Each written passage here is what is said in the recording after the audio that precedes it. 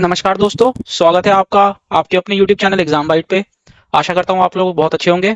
आज की इस वीडियो में हम एसएससी सीजीएल मेंस 2022 जो कि 2023 में हुए थे, उसका 2 मार्च को जो पहला पेपर हुआ था उसका पार्ट 1 देखेंगे। और इस शिफ्ट को जो है 2 पार्ट में डिवाइड किया गया है। ये पार्ट 1 है। तो देखते हैं पहला क्वेश्चन क्या कहता है। तो पहला क्वेश्चन ये कह रहा है कि एक ट्राइंगल दे रखा है PQR का। ये ट्राइंगल हम यहाँ पे ड्रॉ कर लेते हैं। ये ट्राइंगल है PQR। पी क्यू आर, इसके अंदर बोल रखा है कि दो साइड्स हैं PQ और QR बराबर हैं, और एक O पॉइंट है जो ट्राइंगल के अंदर है, इस तरीके से कि जो एंगल है OPR, यानी ये एंगल ORP के इस एंगल के बराबर है। तो अब हमें पता है कि जब दो एंगल अपोजिट है, दो एंगल जब भी बराबर होते हैं किसी ट्राइंगल के, तो उनकी अपोजिट साइड्स भी क्या होती हैं, बराबर हो जाती हैं। तो अभी इसमें 3 स्टेटमेंट दे रखी है। अब हमें इन स्टेटमेंट्स को बताना है कौन कौन सी स्टेटमेंट सही है। पहली स्टेटमेंट कहता है कि ट्राइंगल POR एक आइसोसेलेस ट्राइंगल है। तो POR एक आइसोसेलेस ट्राइंगल, ये हमें साफ दिख रहा है क्योंकि दो साइड बराबर हैं। और ये कहता है कि पॉइंट O जो है एक सेंट्रॉइड है ट्राइंगल PQR का। तो यहाँ पे सेंट्रॉइड जो होता है वो मीडियन का इंटरसेक्शन होता है, intersection point of the median of a triangle. तो यहाँ पे हम ये नहीं कह सकते हैं कि ये जो भी लाइन होगी आगे जाके PO जो है आगे जाके QR को दो इक्वल पार्ट में बाइसेक्ट करेगी। और इसी तरीके से हम ये भी नहीं कह सकते कि RO जो है आगे जाके PQ को दो इक्वल पार्ट में बाइसेक्ट करेगी। तो यानी O जो है सेंट्रॉइड होगा, ये सर्टेन नहीं है, इसको हम नहीं कह सकते। तो सेकंड ऑप्शन हमारा गलत हो जाएगा। थर्ड ऑप्शन ये कहता है कि ट्राइंगल POQ जो है कॉन्ग्रुएंट है RQO के। तो यहाँ पे हम इस Q को O से जो है जोड़ लेते हैं। अब ये कह रहा है कि ट्राइंगल POQ जो है कॉन्ग्रुएंट दे रखा है ट्राइंगल RQO के। तो यहाँ पे हम एक चीज देख लेते हैं। यहाँ ये देखते हैं कि इसके अंदर गिवन क्या था। इसके अंदर ये गिवन था कि PQ जो है QR के बराबर है। PQ जो है QR के बराबर है, ये हमें गिवन था। तो जब ये अगर दे रखा है तो एंगल P जो होगा एंगल R के बराबर है। एंगल P जो है एंगल R के बराबर हो जाएगा। अगर दो साइड इक्वल होती हैं तो अपोजिट एंगल इक्वल हो जाते हैं। इसी तरीके से अब हम यहाँ देखें कि एंगल OPR जो है बराबर दे दिया है एंगल ORP के। तो अगर P और R बराबर हैं और इन्हीं का एक पार्ट OPR और ORP बराबर है, तो हम ये कह सकते हैं कि एंगल OPQ जो होगा वो बराबर हो जाएगा एंगल ORQ के। ये बराबर हो गया। तो ये एक एंगल, यहाँ जो ये एंगल है, ये एंगल जो है, ये एंगल इस एंगल के बराबर हो जाएगा। अब ये एंगल बराबर हो गया। इस ट्राइंगल के अंदर ये साइड जो है इस साइड के बराबर है, ये एंगल बराबर हो ही गया है। और ये दो साइड जो हैं, ये दो साइड ऑलरेडी बराबर है। तो हम ये कह सकते हैं कि ये जो ट्राइंगल है, साइड एंगल साइड की प्रॉपर्टी से, by side angle side property से ये एंगल जो है कॉन्ग्रुएंट हो जाएंगे। तो यानी कि ऑप्शन 3 हमारा सही आंसर है। तो इसका जो करेक्ट ऑप्शन होगा वो होगा ऑप्शन ए हमारा इसका सही आंसर। देखते हैं अगला क्वेश्चन क्या कहता है। अगला क्वेश्चन ये कहता है कि एक ग्लास वेसल है, एक ग्लास वेसल है जिसके अंदर 6 वाइट, जिसके अंदर 6 वाइट, 8 ब्लैक, 4 रेड और 3 ब्लू मार्बल डाले गए हैं। अच्छा, अब उसके अंदर एक कोई भी ग्लास जो है निकाला जाता है रेंडमली। तो प्रोबेबिलिटी बतानी है कि वो ब्लैक या ब्लू होगा। तो ये सिंपल सा, इसके अंदर सम कितना हो जाएगा ब्लैक प्लस ब्लू का। तो ब्लैक हमारे को दे रखा है 8 और ब्लू दे रखा है 3, तो ये 11। तो टोटल हमारा जो है कितना है मार्बल्स इसके अंदर 21। तो जो प्रोबेबिलिटी आ जाएगी वो क्या आ जाएगी 11/21, जो कि ऑप्शन डी हमारा इसका करेक्ट आंसर है। अगला क्वेश्चन देखते हैं। और प्रोबेबिलिटी जैसे हमें पता है कि number of possible outcome upon total number of outcome, यही हमारा प्रोबेबिलिटी होता है। अगला क्वेश्चन देखते हैं। अगला क्वेश्चन क्या कहता है। अगला क्वेश्चन ये कहता है कि 3 टैप्स, 3 नलके हैं जिनकी डायामीटर, जिनकी जो है डायामीटर 2 सेंटीमीटर, 3 सेंटीमीटर, 4 सेंटीमीटर दे रखी है। अच्छा, और जो रेशियो है उन नलकों से पानी निकलने का, यानी कि जो पानी उस नलकों से बह रहा है वो किसके बराबर है, वो बराबर दे रखा है रेशियो स्क्वायर जो है इनके डायमीटर के स्क्वायर के। ठीक है। अब जो लार्जेस्ट टैप है वो खाली टैंक को 81 मिनट में भर देती है। तो अगर ये दो चारों के तीनों ड्रेनिंग पाइप को अगर एक साथ खोल दिया जाए तो कितने टाइम के अंदर, मिनट में निकालना है, ये टैंक भरेगा। तो यहाँ पे हम देख लेते हैं कि ये कितना वाटर थ्रो कर रहा है। वाटर जो है कितना निकल रहा है, वाटर फ्लोइंग, यानी कि वाटर कितना निकल रहा है टैप से। तो ये जो है हमको दे रखा है किसके इक्वल दे रखा है, इक्वल दे दिया है ये हमको स्क्वायर ऑफ देयर डायमीटर। तो अगर 3 है तो ये 2 का स्क्वायर रेशियो 3 का स्क्वायर रेशियो 4 का स्क्वायर। तो ये कितना हो जाएगा 4:9:16। अब यहाँ पे जो दे रखा है कि पानी, यानी कि लार्जेस्ट जो टैप है, ये सबसे बड़ा टैप कौन सा हुआ, ये सबसे बड़ा टैप हुआ, ये जो है अलोन कितना टाइम में फिल कर रहा है। तो ये जो टाइम दे रखा है वो उसका दे रखा है 81 मिनट। तो जो टोटल वर्क हो जाएगा हमारा, टोटल वर्क कितना हो जाएगा हमारा 16 × 81। अब इसको जो है हम डिवाइड कर देंगे इनकी एफिशिएंसी से। एक्चुअल में ये वाटर फ्लोइंग टैप जो है ये एक्चुअली में इनकी एफिशिएंसी है। क्या है, ये नलकों की एफिशिएंसी। तो ये कितना हो जाएगा 16 + 4 20 अपॉन +9 29। तो ये 16/29 ये जो आ जाएगा इसका टोटल वर्क अपॉन टाइम, तो यानी कि कितने टाइम में करेंगे। तो जब हम इसको मल्टीप्लाई कर देंगे तो ऊपर तो आ जाएगा 1296 अपॉन 29, तो जब हम इसको डिवाइड करेंगे तो ये हमारा 4420/29 के करीब आंसर हमारा आ जाएगा, जो कि ऑप्शन डी जो है इसका करेक्ट आंसर है। ऑप्शन डी इसका करेक्ट आंसर। देखते हैं अगला क्वेश्चन क्या कह रहा है। अगला क्वेश्चन जो है ये कह रहा है कि अगला क्वेश्चन ये कह रहा है कि 10a+b जो है √3 दे रखा है और 10a - b जो है 1/3 दे रखा है, और जो a+b है वो फर्स्ट क्वाड्रेंट में है। मैं हर बारी हर क्वेश्चन के अंदर ये क्वाड्रेंट्स को एक्सप्लेन करता हूँ सो दैट कि स्टूडेंट्स के दिमाग में ये चीज और अच्छे से बैठ जाए। तो ये जो दे रखा है, ये दे रखा है कि जो a+b है वो ये 0 से π/2 यानी कि फर्स्ट क्वाड्रेंट के अंदर a+b हमारा है। तो इसके अंदर हमें a और b की वैल्यू निकालनी है। इसको हम विदाउट पेन, इसको हम जो है विदाउट पेन करेंगे, ये हमारा मन में हो जाएगा। अब कैसे हम क्या करें कि √3 आए a+b का, तो हम ये जानते हैं कि a+b जो है हमारा कितना है, कितने पे होता है √3, 60 डिग्री पे, 10 पे, ठीक है। अब इसी तरीके से 10a - b 1/3 कितना होता है 30 डिग्री, और a जो है इसमें से बड़ा है, तो यानी कि इसका ऑप्शन क्या आ जाएगा, ऑप्शन डी इसका करेक्ट आंसर हो जाएगा। यानी कि a जो है 45 डिग्री और b जो है 15 डिग्री इसका करेक्ट आंसर हो जाएगा, क्योंकि 45 + 15 60 हो जाएगा और 45 में से 15 गया 30। अगला क्वेश्चन देखते हैं, अगला क्वेश्चन क्या कहता है। अगला क्वेश्चन ये कहता है कि एक सर्कल है जो कि चारों साइड्स के कोऑर्डिनेटर के टच करती है। अच्छा, अब ये सिंपल एक क्वेश्चन जो है आइडेंटिटी के ऊपर दिया गया है, तो हमें ये पता होता है कोई भी एक सर्कल, कोई भी स्क्वायर जिसके अंदर सर्कल ड्रॉ किया जाता है जो कि उसकी सारी साइड्स को टच करती है, तो उसकी अपोजिट साइड का जो सम होता है वो बराबर होता है। अब यहाँ अगर हम फिगर देखें तो फिगर क्या कहेगा, फिगर ये कहेगा कि एक ये सर्कल है, ये एक इसका हमने क्वाड्रिलेटरल बना दिया, ये क्वाड्रिलेटरल बन गया। तो ये क्वाड्रिलेटरल मान लेते हैं ABCD। तो AB जो है 18 दे रखा है, BC 21, AD जो है हमारे को 15 दे रखा है। तो इनमें जो अपोजिट साइड्स का सम होता है वो बराबर हो जाता है। तो ये 15 और ये कितना हो जाएगा हमारा, ये हो जाएगा हमारा 36। तो 18 में कितना ऐड करें कि 36 हो जाए, 18 सेंटीमीटर। तो यानी डीसी की जो वैल्यू आएगी वो क्या आएगी, 18 सेंटीमीटर। तो इसका सही ऑप्शन क्या हो जाएगा, ऑप्शन ए इसका करेक्ट आंसर हो जाएगा, 18 सेंटीमीटर। अगला क्वेश्चन देखते हैं, अगला क्वेश्चन क्या कह रहा है। अगला क्वेश्चन सिंपली जो है ये भी डिविजिबिलिटी रूल के ऊपर है। तो इसके अंदर कह रहा है कि एक नंबर दे दिया है, नंबर देने के बाद ये बोल रहा है कि ये किससे डिविजिबल है। तो हम यहाँ देख लेते हैं कि 5 से डिविजिबल तो नहीं होगा क्योंकि यूनिट डिजिट में 6 है, तो ये तो कट गया। अब देख लेते हैं 4 से डिविजिबल हो रहा है, 4 से डिविजिबल हो रहा है। अब 8 से डिविजिबल हो गया, 8 से डिविजिबल ये नहीं हो रहा। अब 12 से डिविजिबिलिटी देखने के लिए हमारा 4 से तो हो रहा है, क्या 3 से हो रहा है, देख लेते हैं। 6 चला गया, 9 चला गया, ठीक है, बिल्कुल ठीक है, और ये 6 ये भी चला गया, 7 8 और 1 9, लेकिन 5, यानी कि ये 3 से भी डिविजिबल नहीं है, तो ये 12 से भी डिविजिबल नहीं है। तो इसका जो करेक्ट आंसर होगा क्या होगा, ओनली ऑप्शन डी जो है करेक्ट आंसर होगा, यानी कि 4 से ये जा रहा है। अगला क्वेश्चन देखते हैं, अगला क्वेश्चन क्या है। अगला क्वेश्चन ये कहता है कि दो शिप जो है एक लाइट हाउस के अपोजिट साइड पे होती है, लाइट हाउस के फ्रंट के अपोजिट साइड पे है। तो और वो इस तरीके से है कि तीनों की तीनों एक लाइन में है, और जो एंगल ऑफ डिप्रेशन, तो मान लेते हैं यहाँ पे एक फिगर पहले बना लेते हैं कि एक लाइट हाउस मान लेते हैं, और ये मान लेते हैं एक शिप यहाँ है, एक शिप हम यहाँ मान लेते हैं। तो एक जो यहाँ पे बता रखा है कि एंगल ऑफ डिप्रेशन एक टाइम पे 60 डिग्री है, सॉरी ये थोड़ा सा बड़ा है तो इसको हम 30 मान लेते हैं, ये 30 डिग्री है, और दूसरे साइड पे ये मान लेते हैं कि हमारा एक जो है 60 डिग्री है। तो अब इसके अंदर जो डिस्टेंस दे रखा है दोनों शिप के बीच का, ये डिस्टेंस दे रखा है 230√3 मीटर, ये डिस्टेंस दे रखा है। अब हमको जो है ये हाइट निकालनी है, लाइट हाउस की हाइट कितनी होगी वो भी मीटर में। तो अगर ये हमें पता है कि अगर ये 30 डिग्री है तो ये ये 60 डिग्री है तो ये भी 60 डिग्री हो जाएगा, ये 30 डिग्री है तो ये भी 30 डिग्री हो जाएगा। अब 1030 की वैल्यू लगाते हैं, 1060 क्या कहते हैं, 1060 कहते हैं √3 1060 डिग्री क्या कहता है, √3।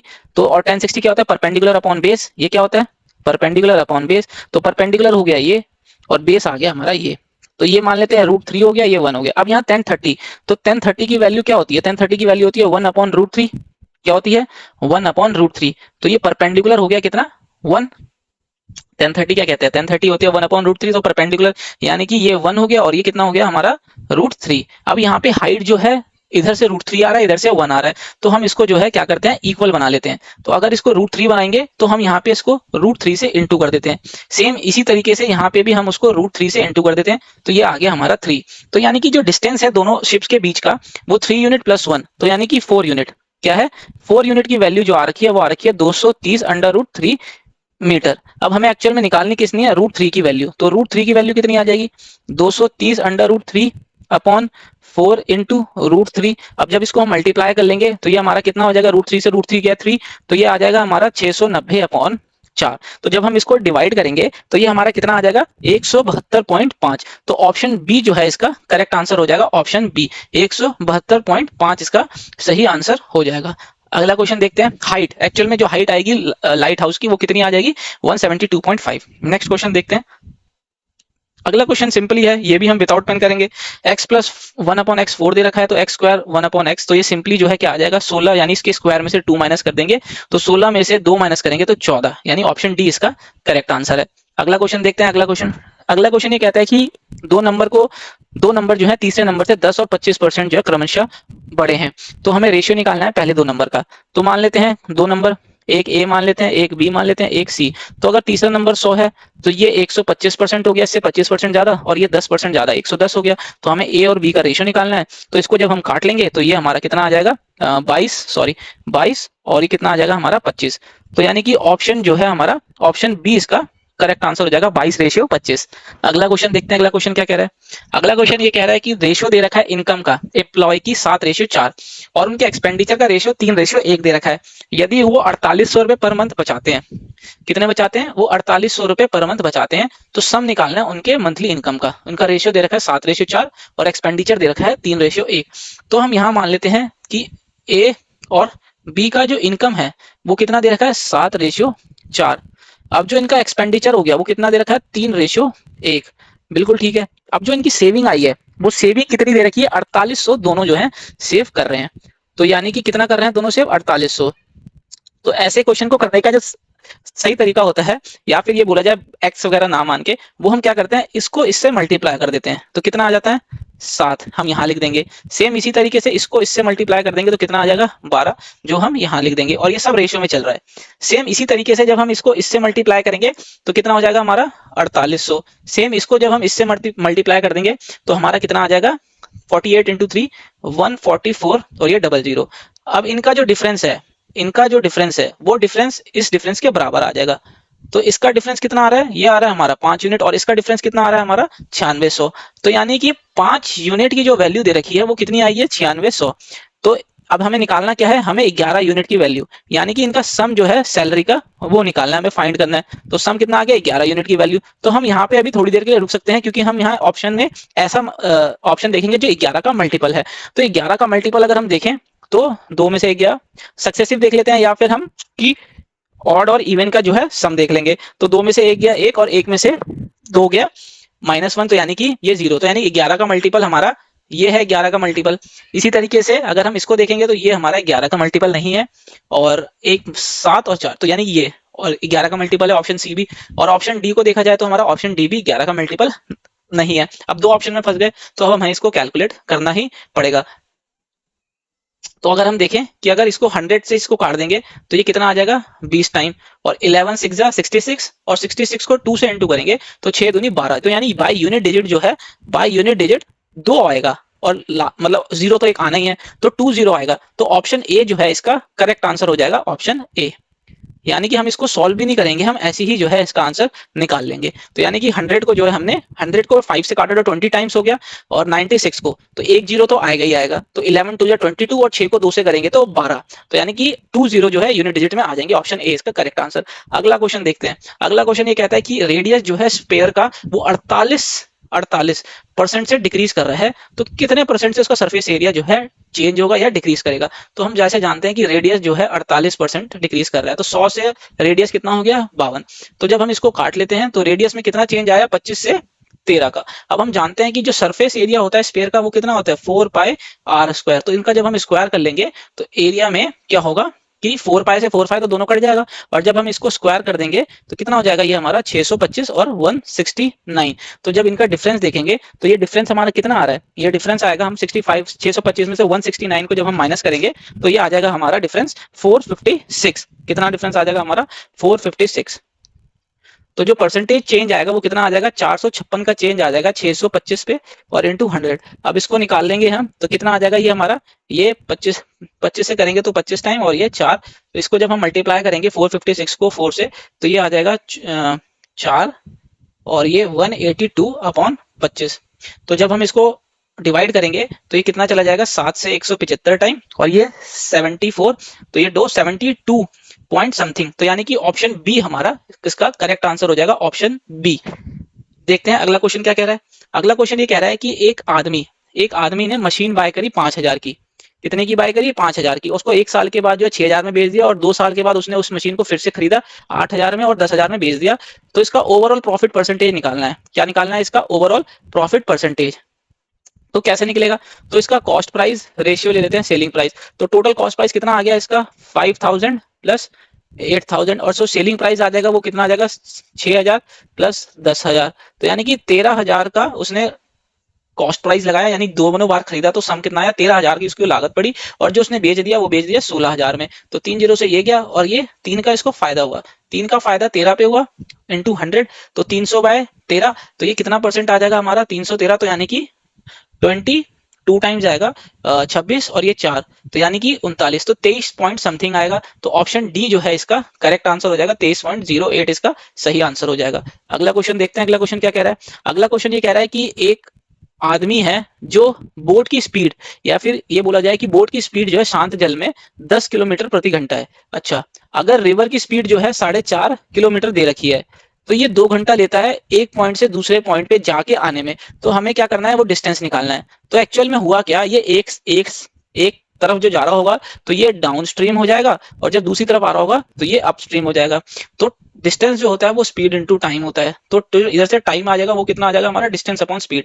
तो टाइम तो हमारा 4 दे दिया है और जो डिस्टेंस हो गया वो क्या हो गया, डिस्टेंस अपॉन स्पीड। स्पीड कितनी हो गई, अगर हम एक को डाउन स्ट्रीम मान लेते हैं तो ये कितना हो जाएगा, डाउन स्ट्रीम हमारा क्या होगा कि धारा की दिशा में। तो ये कितना हो जाएगा हमारा 14.5 प्लस कर लेते हैं और एक अप हो जाएगा तो 10 में से 4.5 माइनस कर देंगे तो ये कितना आ जाएगा, ये हमारा 5.5 आ जाएगा। तो जब हम इसका एलसीएम लेंगे तो ये कितना आ जाएगा हमारा, इसको ले लेते हैं हम, कैसे कर लेंगे। तो इसका एलसीएम हो जाएगा 14 इंटू 5 इंटू 5.5 और जब इसको ऊपर से करेंगे तो 14.5 से 14.5 चला गया, 5.5 इधर आ जाएगा, इधर 14.5 और जब इसको हम प्लस करेंगे तो ये कितना आ जाएगा 20d। कितना आ जाएगा हमारा 20d। तो ये 4 से यहाँ पे ये 5 बार चला गया तो d जो आ जाएगा वो हमारा कितना आ जाएगा 14.5 इंटू 5.5 अपॉन 5 और ये चला जाएगा हमारा 11 टाइम। तो इसमें देखना है हमें 11 का, वैसे इसके अंदर हमें राउंड ऑफ में निकालना है तो हम इसको 11 से सीधा मल्टीप्लाई कर लेंगे तो 11 5 जा 55 हो जाएगा, 11 4 जा 44 और ये 49 हो जाएगा और ये कितना आ जाएगा 11 1 जा 11 और एक सेकेंड सॉरी। तो इसको हम कैसे कर सकते हैं, यहाँ पे जो 2 आवर्स, सॉरी यहाँ एक मिस्टेक हो गई है, सॉरी यहाँ ये मिस्टेक हुई है कि जो टाइम दे रखा है वो दे रखा है 2 आवर्स। तो ये 2 टाइम जब ये कटेगा तो यहाँ पे जो आ जाएगा वो क्या आ जाएगा, यहाँ आ जाएगा 10। क्या आ जाएगा यहाँ पे 10। तो ये जो है कैलकुलेशन में थोड़ी सी मिस्टेक हो गई। तो जब हम ये काटेंगे तो कितना आ जाएगा 10 आ जाएगा। तो यानी कि जो डी की वैल्यू आ जाएगी वो क्या आ जाएगी 14.5 इंटू 5.5 अपॉन 10। तो यहाँ से जब हम इसको 55 टाइम्स 5 करेंगे तो इसको अगर मल्टीप्लाई करेंगे तो ये हमारा कितना आंसर आ जाएगा, ये आ जाएगा हमारा 5, इधर आ जाएगा 7 फिर 9 फिर 7। तो 2 डिजिट के बाद तो ऑलरेडी पॉइंट लगेगा और नीचे 10 है तो ये कितना आ जाएगा हमारा, एक डिजिट और आगे जो है पॉइंट लग जाएगा तो ये हमारा हो जाएगा 7.98। तो ये हो जाएगा हमारा आंसर 7.98 जो कि ऑप्शन सी इसका करेक्ट आंसर है। देखते हैं अगला क्वेश्चन क्या कहता है। अगला क्वेश्चन ये कहता है कि m की किस वैल्यू के लिए, m की किस वैल्यू के लिए ये दो इक्वेशंस के जो है सॉल्यूशन होंगे इनफिनाइट। सबसे पहले तो हम इसका कंसेप्ट थोड़ा सा देख लेते हैं कि होता क्या है। हमें फॉर्मूला बार बार या कंफ्यूजन हो जाती है कि कौन सा इनफिनाइट का सॉल्यूशन का क्या फॉर्मूला होगा, यूनिक का क्या होगा और नो सॉल्यूशन का क्या होगा। दो लाइन देख लेते हैं कि दो लाइन मान लेते हैं ये दो लाइन है, अगर ये दो लाइन पैरेलल है तो ये कभी मीट नहीं करेंगी, यानी कि ये हो जाएगा हमारा नो सॉल्यूशन का, ये हो जाएगा हमारा नो सॉल्यूशन का केस। अगर दो लाइन क्रॉस कर रही है तो ये हो जाएगा हमारा यूनिक सॉल्यूशन, यूनिक सॉल्यूशन का केस। इसी तरीके से अगर हमारी दो लाइन कोइंसाइड कर रही है तो ये हो जाएगा इनफिनाइट, इनफिनाइट सॉल्यूशन। तो हमारा को जो पूछा गया है वो यही केस पूछा गया है। तो इनफिनाइट सॉल्यूशन का जो इक्वेशन होती है, जो कंडीशन होती है वो होती है a1/a2 इक्वल हो जाता है b1/b2 के और ये इक्वल हो जाता है हमारा c1/c2 के। तो इसी तरीके से हमारा ये क्या हो जाएगा 17/23 जो है बराबर हो जाएगा m/299 के और ये बराबर हो जाएगा 102/138 के। तो जब हम इसको काट लेंगे 2 से तो ये 51 हो जाएगा, ये 6 और ये 9 हो जाएगा। इसी तरीके से जब हम इसको काटेंगे तो ये 23 बार चला जाएगा, 23 से एक बार गया और ये 3 बार चला गया और यहाँ पे भी ये 3 बार चला गया 23 से, और ये जो हो जाएगा 17 से। तो m की जो वैल्यू हो जाएगी वो 13 × 17 हो जाएगी, जो कि यूनिट डिजिट 1 यानी कि ऑप्शन सी इसका करेक्ट आंसर हो जाएगा। ऑप्शन सी 221 जो है इसका सही आंसर हो जाएगा। अगला क्वेश्चन देखते हैं। अगला क्वेश्चन ये कहता है एबीसी जो है एक इन्वेस्टमेंट करते हैं किस, और जो इन्वेस्टमेंट कितने समय के लिए करेंगे उसका रेशियो कितना दे रखा है 3, 2 और 7 का, और जो प्रॉफिट बता है एबीसी के अंदर डिस्ट्रीब्यूट हुआ है वो किस रेशियो में हुआ है 4:3:14। अब हम जानते हैं कि प्रॉफिट उसी रेशियो में बटेगा जिस रेशियो में उनका इन्वेस्टमेंट जितने टाइम के लिए रहेगा, तो यानी कि इन्वेस्टमेंट का मल्टीप्लीकेशन टाइम से होगा तो ही जो है प्रॉफिट का रेशियो आ जाएगा। तो लेकिन अब इसके अंदर दिया क्या है कि हमें प्रॉफिट का रेशियो दे दिया है और टाइम का रेशियो दे दिया है। अब हमसे ये पूछ रहा है कि किस रेशियो में इन्वेस्टमेंट करिए, तो हम यहाँ प्रॉफिट के जो हमारा प्रॉफिट है उस के जो रेशियो को डिवाइड कर देंगे टाइम के रेशियो से, तो ये हो जाएगा हमारा प्रॉफिट का रेशियो। अब जो इसको रेशियो से हम टाइम के रेशियो को डिवाइड कर देंगे तो यही आ जाएगा हमारा इन्वेस्टमेंट का रेशियो। तो टाइम कितना दे दिया 3, 2, 7, तो यहाँ 7 से ये 2 बार चला गया। अब इनका एलसीएम 6 आ रहा है नीचे का, तो यहाँ सब में जो है 6 से इंटू कर देते हैं। क्या करते हैं सब में 6 से इंटू कर देते हैं। यहाँ से 3 2 टाइम चला गया, ये 2 3 टाइम चला गया, तो 8:9:12 जो है इनका इन्वेस्टमेंट का रेशियो हो जाएगा, जो कि ऑप्शन ए जो है हमारा करेक्ट आंसर है, 8:9:11। देखते हैं अगला क्वेश्चन क्या है। तो आज की इस वीडियो में इतना ही। ये था पार्ट 1 जिसके अंदर पहले 15 क्वेश्चन कराए गए हैं और नेक्स्ट 15 क्वेश्चन जो है पार्ट 2 में कराए जाएंगे। और ये जो सॉल्यूशंस हैं ये solution exam point of view से लिए गए हैं कि कम से कम टाइम में कितने क्वेश्चन अटेम्प्ट किए जाएं, और ये जितने भी क्वेश्चन है ये एक ऑन एन एवरेज क्वेश्चन आए हैं। इसके अंदर कुछ ही क्वेश्चन है जो अच्छे लेवल के हैं, बाकी सारे क्वेश्चन जो है एवरेज लेवल के हैं, तो इसके अंदर ज्यादा टाइम जो है नहीं लगना चाहिए था क्वेश्चन को सॉल्व करने के लिए। तो अब मिलते हैं अगले वीडियो में इसके नेक्स्ट पार्ट में, तब तक के लिए एग्जाम बाइट को देखने के लिए धन्यवाद।